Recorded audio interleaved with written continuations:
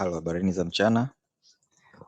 Naamini wote tunasikilizana vizuri na naamini wote ni wazima wa afya kwa muda huu. Karibuni tena kwenye mwendelezo wa webinar zetu ambao tunazifanya. Lengo kuu ni kutoa elimu kwa wawekezaji wetu katika masoko ya hisa.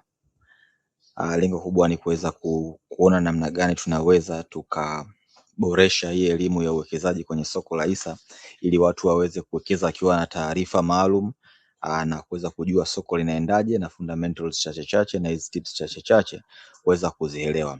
Sasa tumekuwa na mwendelezo wa topics nyingi sana, lakini hii pia ni topic nyingine ambayo ni ya moto sana.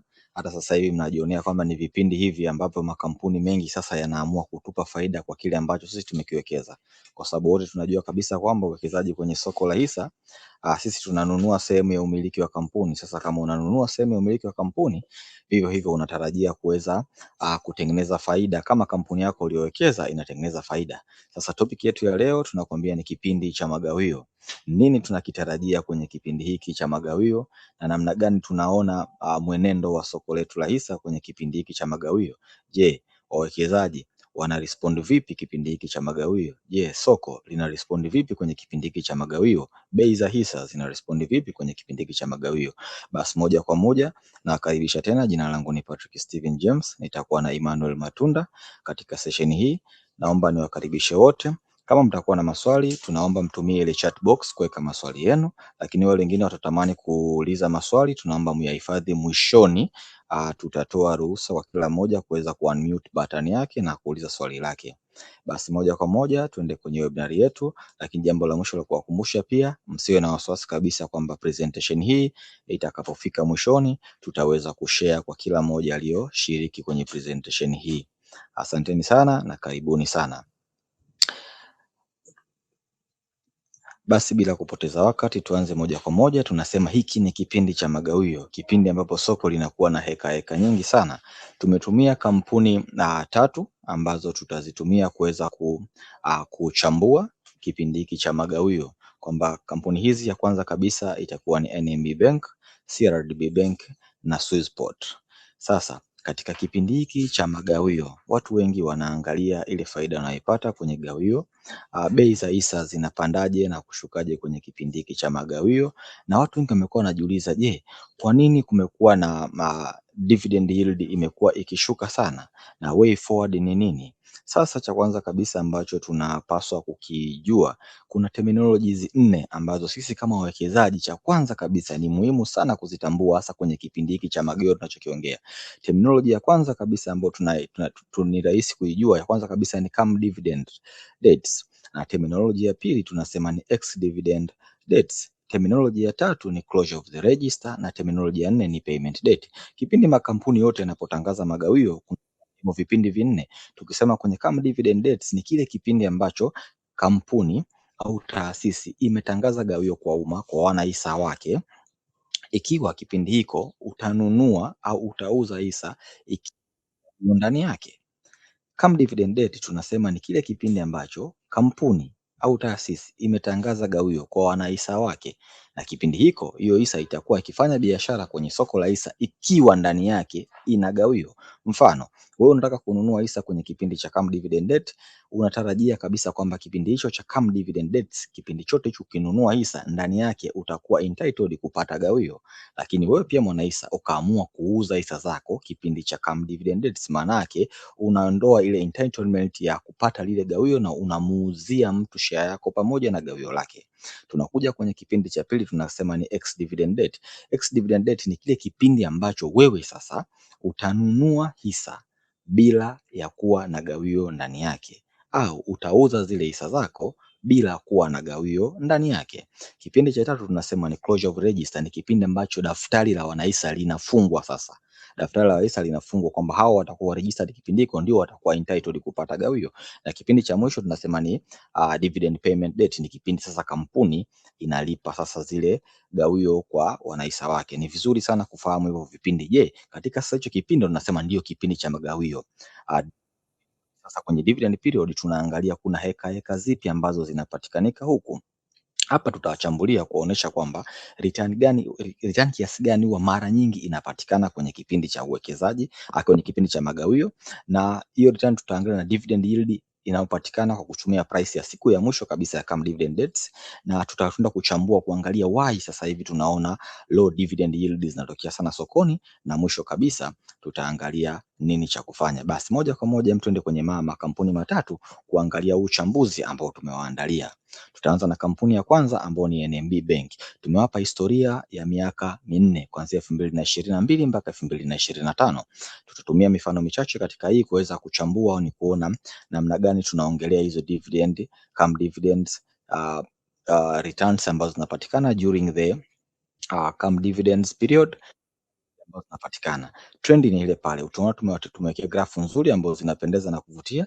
Grafu hizi mbili, kuna moja na mistari mekundu na mistari ya blue. Hiyo yenye mistari ya blue inaonyesha zile returns ambazo zinapatikana ndani ya kipindi cha magawio, na huo mstari mwekundu, hiyo grafu nyekundu inakuonesha ni dividend yield inayopatikana mwaka huo husika wa gawio. Tuchukulie NMB Bank kwa mwaka 2022 waliweza kuwatangazia gawio la shilingi 193. Kipindi kile cha CAM dividend date kilianza tarehe 13 Mei 2022 na kuisha tarehe 1 Juni 2022. Bei ya mwisho kabisa ambayo ilitrade siku ya mwisho ya CAM dividend date ilikuwa ni shilingi 3020. Sasa tunaenda kuangalia kwenye kipindi hiki cha kuanzia tarehe 13 Mei mpaka tarehe 1 Juni, na almost tunaongelea ni wiki mbili tu. Mwanahisa hapa aliweza kutengeneza return ya 4.14. Unaona kabisa kwamba hata mwezi haujaisha umeweza kutengeneza return ya 4.14. Why? Tunaona kabisa hapa kwenye hiyo blue graph inakuonyesha kabisa kwamba share price ilianza kushuti. Ni expectation kubwa sana ya wanahisa. Kila kipindi ambapo gawio linatangazwa, mara nyingi kunakuwa na mvuto sana wa wanahisa kuingia sokoni na kuanza kununua hisa nyingi. Kwa hiyo tuna create demand sana. Kwa hiyo hapo tunaonaga mara nyingi share price inakuwa ina shoot. Hivyo hivyo ukiangalia hata kwenye grafu zetu zote tunaona ni kipindi chote hiko share price huwa inapanda. Kwa hiyo tunaangalia average 2022 watu walitengeneza average return ya 4.14, wakati yield ambayo ilitengenezwa ni 6%. Dividend yield iliyotengenezwa ni 6.39. Tunasema dividend yield ni function ya market price na versus the dividend announced. Kwa hiyo tunaona kabisa kwamba market price ilikuwa shilingi 3020 wakati gawio lililotangazwa lilikuwa shilingi 198. Kwa hiyo moja kwa moja inatupa dividend yield ya 6.39. Tuchukulie mfano mwingine, tuiongelee mwaka 2025. Mwaka 2025 walitangaza gawio la shilingi 428.85. Tumeona kabisa kwamba over the years magawio kwa huyo NMB benki yamekuwa yakipanda toka 193 mpaka 428.85. CAM dividend date, kile kipindi cha trade zile shares zikiwa na gawio ndani yake kilianza tarehe 14 Mei 2025 na kuisha tarehe 2 Juni 2025. Bei ya mwisho kabisa ambayo ilipatikana tarehe 2 Juni 2025 ilikuwa ni shilingi 6300, wakati gawio lilikuwa shilingi 428.85. Pale moja kwa moja tunaona kabisa kwamba ndani ya kipindi hiki hii share iliweza kupanda kwa zaidi ya 5%. We are talking about 2 weeks, lakini mtu kaweza kutengeneza faida ya zaidi ya 5%, wakati ile dividend yield yake tunasema ameweza kutengeneza 6.81. Kwa tunaona kabisa kwamba returns ambazo zinapatikana kwenye kipindi cha magawio ni returns ambazo zinakuwa ni mara nyingi ni kubwa ndani ya kipindi kifupi, kwa sababu ya mvuto pia wa gawio. Ndio maana NMB mara nyingi ukiona hii returns yake imekuwa ikikua kwa sababu tunaona iko 4.1, yani average yake inakuwa ni haichezi mbali sana hapo, kwa sababu unaona gawio pia linakuwa linavutia kwa sababu linapanda year to year. Tuangalie mfano wa pili ambao ni CRDB Bank. Share pendwa sokoni, tumeweka nayo mifano yake kwa miaka minne. Hapa tutaona kuna exceptional charges ambazo zinajitokeza, na pia ndugu yangu Emmanuel Matunda baadaye atakuja kuongelea gawio ambalo liko sokoni sasa hivi ambalo ni la moto sana. Je, cumulative return imekaaje? Na je, dividend yield yake imekaaje? Wanahisa walitegemea nini? Wamekiona nini? Na kipi ambacho kinafanya hizi bei zibadilike sokoni? Twende moja kwa moja tuchukulie mfano wa kwanza Mwaka 2022 CRDB aliweza kutupa wanahisa gawio la shilingi 36 katika kila hisa moja ambayo ulikuwa ukimiliki. Tunasema cum dividend period ilianza tarehe 16 Mei 2022 mpaka tarehe 2 June 2022. Bei ya mwisho kabisa ambayo ilitrade tarehe 2 June 2022 ilikuwa ni shilingi 420. Hili ilikuwa ni sawa na 13.51. Kwa hiyo umeona hii tabia imekuwa ni nzuri sana kwenye kipindi cha magawio, kwamba ndani ya wiki mbili mtu ameweza kutengeneza return ya 13.51, na hii moja kwa moja iliweza kutengeneza dividend yield ya 8.57. Naomba tuende tutumie mfano mwingine wa mwaka 2023 ambapo hapa tumeona kabisa kwamba hii behavior ime react, imekuwa ni inversely proportional kwa kile ambacho tumekuwa tukikiona mwaka 2022 na the likes ambao tumeangalia mfano wa kwanza wa NMB Bank. Tunaangalia mwaka 2023 CRDB alitupatia gawio la shilingi 45. Cum dividend date ilianza tarehe 28 April 2023 na ikaisha tarehe 18 Mei mwaka 2023. Bei ya mwisho kabisa ambayo ili trade kwenye cum dividend date tarehe 18 Mei 2023 ilikuwa ni shilingi 500, lakini ukiangalia cumulative return ilikuwa ni negative 7.1. Wote mara nyingi tunategemea kwamba gawio likitangazwa mara nyingi shares huwa zinapanda bei sana, lakini kumbuka hiyo sio tu kichagizo peke yake cha kusababisha bei ya hisa iweze kupanda sokoni. Kuna factors nyingine ambazo wanahisa wakiziweka ndani yake hapo, wanaona kabisa kwamba kuna namna soko linahitaji liweze kujicorrect. Kwa namna ya kujicorrect ni bei yake kuweza kushuka. Kwa hiyo tunaangalia kwa mwaka 2023 CRDB wametangaza gawio, badala ya share yake kupanda, share ikawa inashuka. Ukijaribu kufuatilia mwaka 2023 kipindi gawio linatangazwa ni kipindi ambapo matokeo ya quarter 1 yalikuwa yametoka, na kipindi hiko tunaangalia kabisa faida yake iliweza kupungua ukikompare ya mwaka uliopita, ilipungua zaidi ya 1.3. Kwa hiyo tukiangalia moja kwa moja hapo unaona kabisa kwamba kulikuwa kuna factor ya hizo financial one, ambapo financials zilikuwa not attractive comparing to the previous quarter ya mwaka wa fedha uliopita. Hivyo pia unaweza ukafanya comparison ya hiyo quarter na quarter ya mwisho ya mwaka uliopita ambapo faida ilikuwa imeshuka zaidi ya 4%. Kwa hiyo pia ilikuwa ni factor nyingine ambayo ilichangia kabisa wanahisa kuwa discouraged kuona kwamba kwa nini CRDB faida yake imeshuka. Basi hapo tukaona demand imepungua sokoni na supply imeongezeka, automatic kabisa kwamba mwekezaji ndani ya kipindi hiko cha cum dividend date hizo kipindi ni hisa yake ilikuwa imepungua thamani sokoni. Kwa hiyo tukaona kabisa cumulative return ilikuwa imeenda kwenye negative. Sasa hiki tunaona kabisa kwamba ile price ya market price na dividend yield mara nyingi zimekuwa zikibehave in a way of tunasema inversely proportional. Why? Tunaona kabisa market price inapokuwa inaporomoka mara nyingi dividend yield huwa inapanda, na ndio maana ukikompare mwaka wa 2022 na 2023 dividend yield ya 2023 imekuwa ni kubwa zaidi, kwa sababu market price to the last price come dividend ilikuwa imefanyaje, imeweza kushuka sokoni.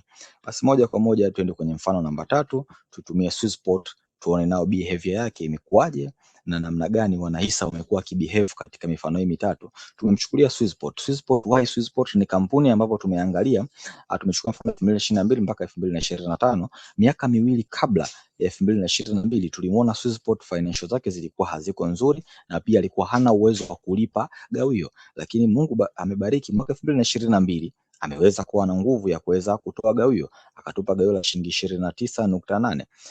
Haijalishi ni kwamba financial zake zilikuwa zimekaaje, haijalishi dividend yield yake ilikuwa imekaaje, kwa sababu tunaona kabisa dividend yield ni ndogo, ni 2.7 kwa sababu share price ilikuwa above, iko zaidi ya shilingi 1000.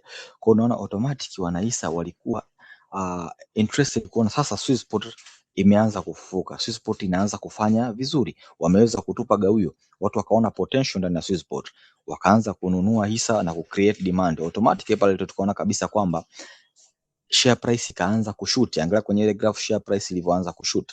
Kwa hiyo moja kwa moja ukiangalia cumulative return ni zaidi ya 22.2, ambapo ni ongezeko kubwa sana kwa mtu unaweza kutengeneza ndani ya muda mfupi. Ni kwa nini? Kichocheo cha kampuni kuweza kuwa na msuli wa kuanza kutoa gawio. Kwa automatic tukiangalia mwaka 2022 Swissport alikuwa na dividend yield ya 2.7, meanwhile cumulative return ilikuwa ni zaidi ya 22%.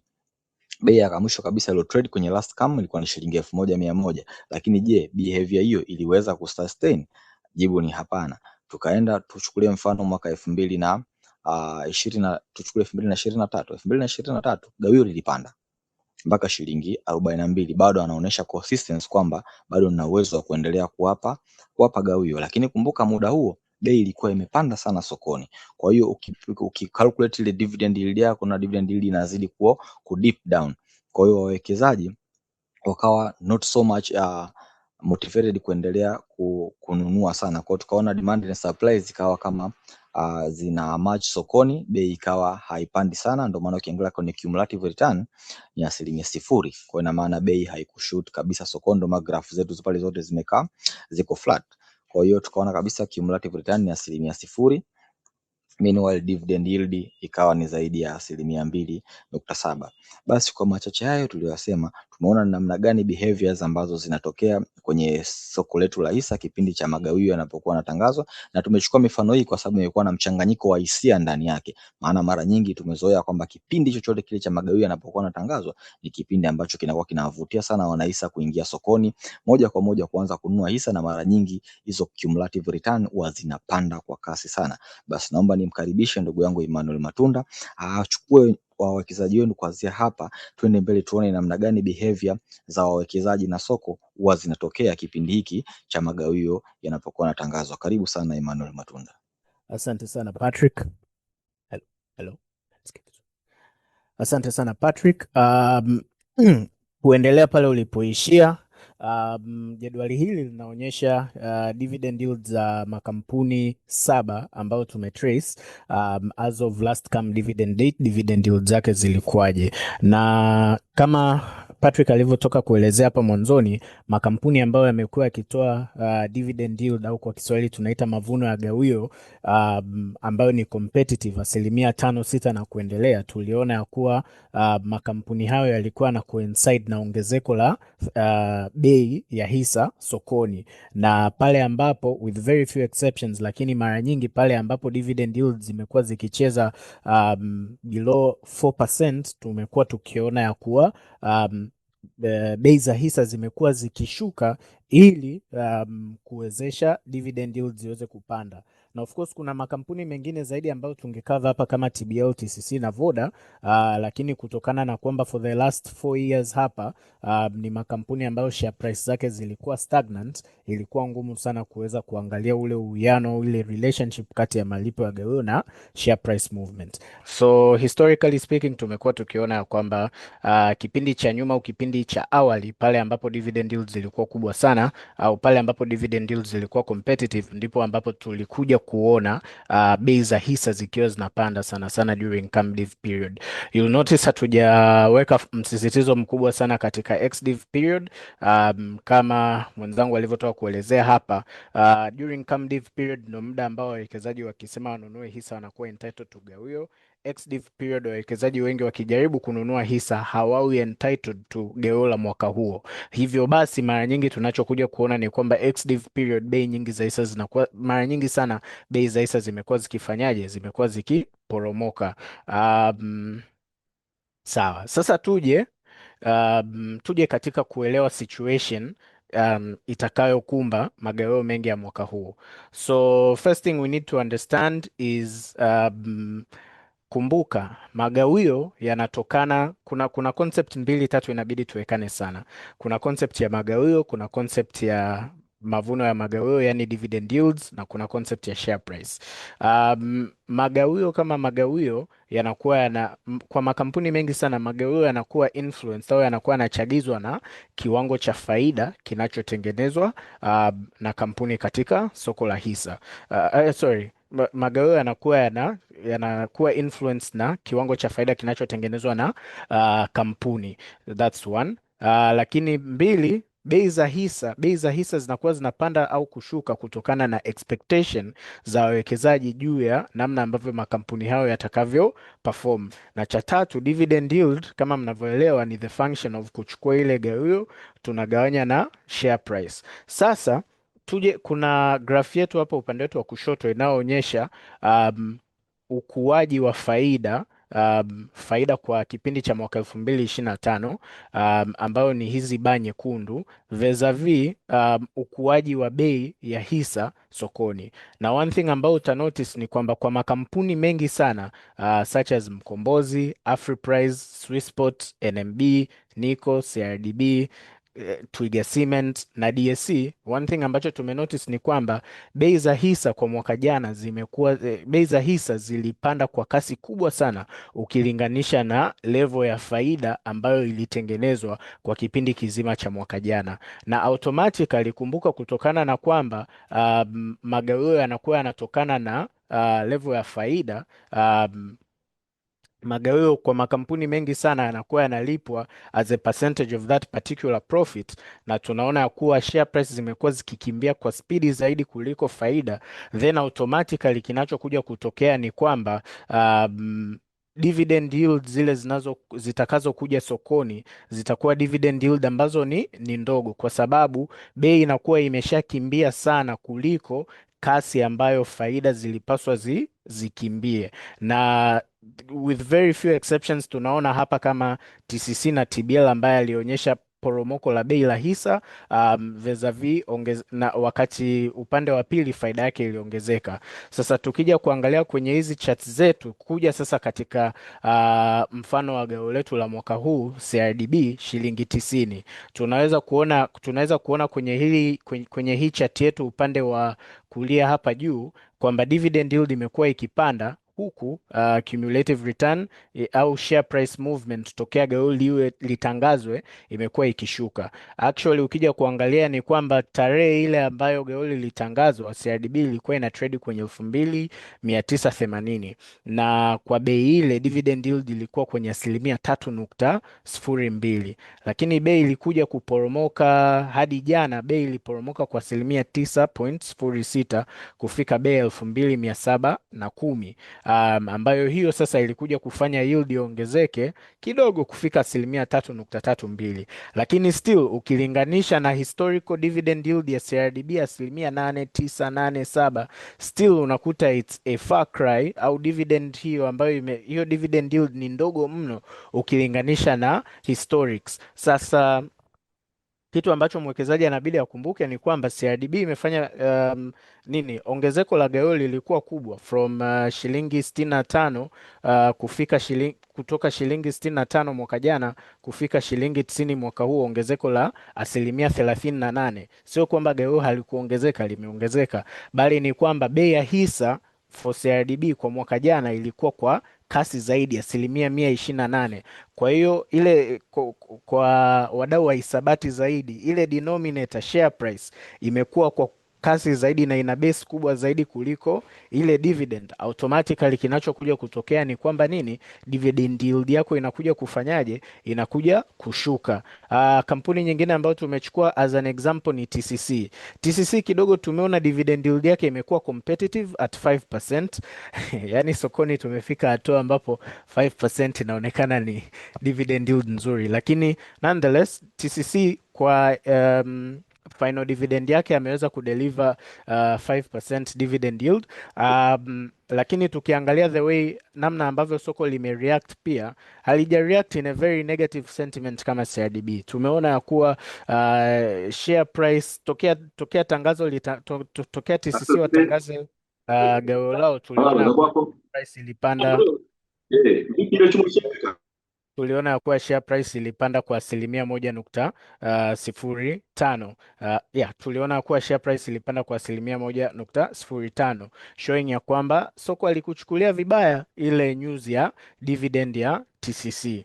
Kwa hiyo key takeaway ambayo tunaweza kuona hapa ni kwamba given hizi share price rally ambazo tumeona zikitokea mwaka jana, in as much as zilikuwa nzuri na zimewanufaisha wawekezaji wengi, the consequence of that ni kwamba sasa kuja mbeleni wawekezaji wengi yani wasitarajie dividend yield au wasitarajie dividend yield ambazo ni attractive au ambazo ni lucrative unless faida ziongezeke au kiwango cha ukuaji wa faida au kasi ya ukuaji wa faida ya makampuni haya yaanze kukua kwa kasi inayoenda sambamba na bei za hisa zilivyokuwa, au bei za hisa ziendelee kucheza maeneo ya hapa hapa, zisicheze mbali zaidi na hapa, na faida zianze ku play catch up, yani faida zianze kuweza kufika level ambayo sasa hata hizo dividend yields zinaweza zikafanyaje, zinaweza zika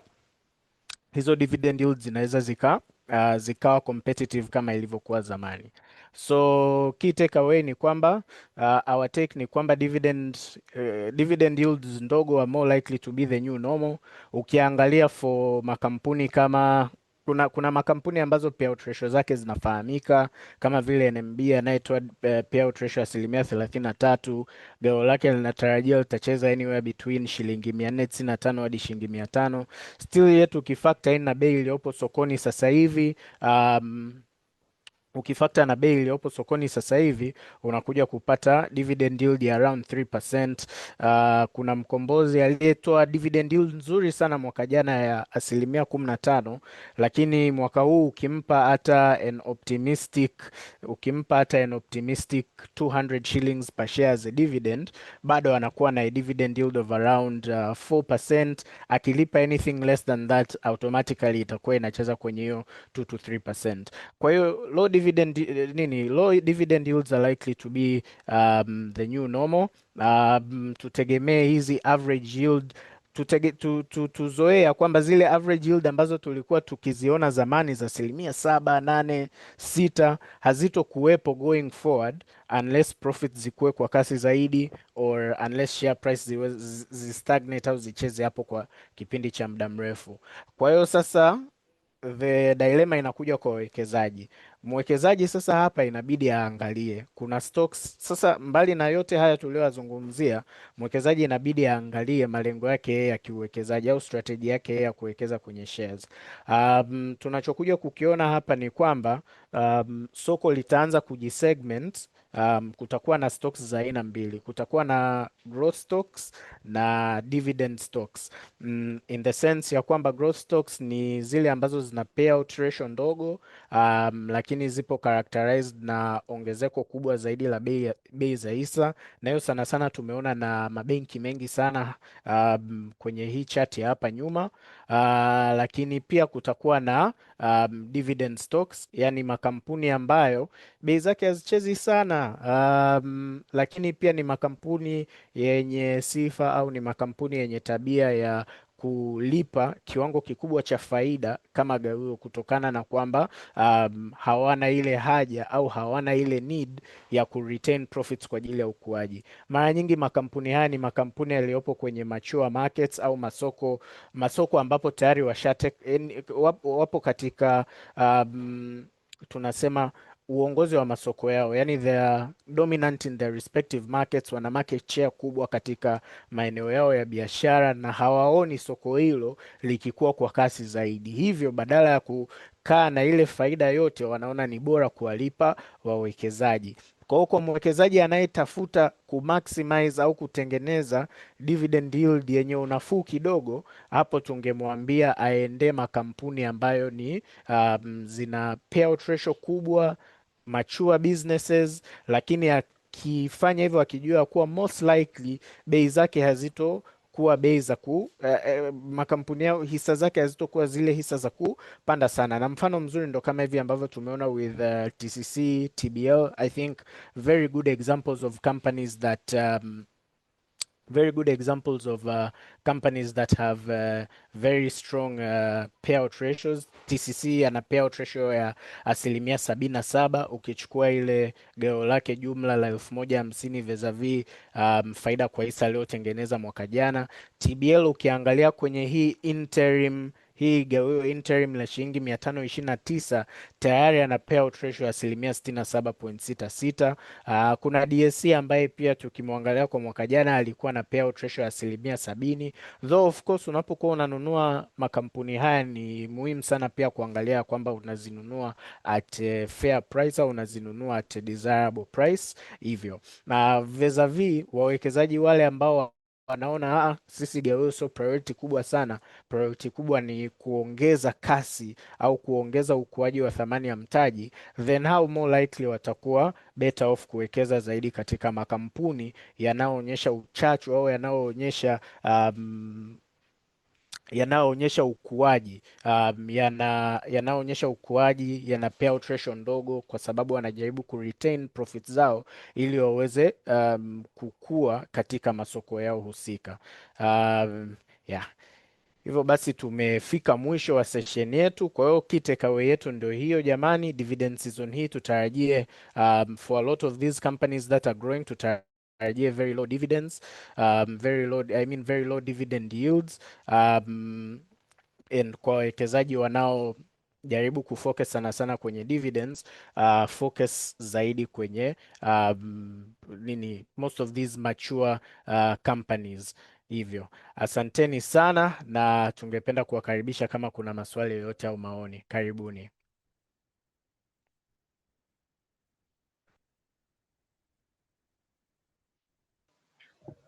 Basi mi nafikiri kama maswali hamna, tunafurahi sana kwa wote ambao mmeshiriki presentation hii. Tutashare pamoja na wawekezaji wote ambao wameshiriki humu ndani, lakini ni muda sahihi sana kwa sisi kuweza kufikiria ni kwamba namna gani tunaingia sokoni. We dividend oriented investors or capital appreciation investors, though yes, the capital appreciation is much motivated kwa dividend yields nzuri, lakini tunaona soko letu linakuwa kwa kasi sana. Mmeona kabisa, yani kwa kota ya kwanza tu transaction ambazo zimefanyika mwaka huu na soko letu la hisa zimezidi hata volume ambayo tumeweza kuifanya kwa mwaka jana wote. Kwa hiyo tuendelee kuexpect soko litaendelea kukua kwa kasi na shares zitaendelea kupanda bei kwa kasi. Kwa hiyo maana yake ni moja kwa moja inaenda kutuambia kwamba dividend yield zitaendelea kuwa ni za chini, lakini sisi tuangalie potential. Je, hizi kampuni zina potential ya kuendelea kugrow?